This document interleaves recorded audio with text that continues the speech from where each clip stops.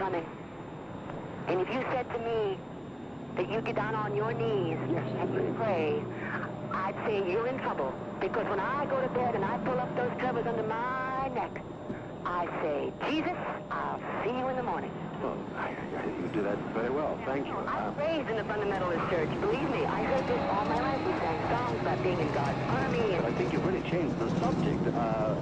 I see a president who's embattled at the moment, and a president who's really based on, and what do I base it on? Not being close to him, but being close to people who are close to him, in the press, I should say, and who watch him carefully, as being very pained at the moment. And certainly, a man who wants to make his mark, and I've never heard anybody ever say that he's that fundamentalist that he believes that the end is nigh.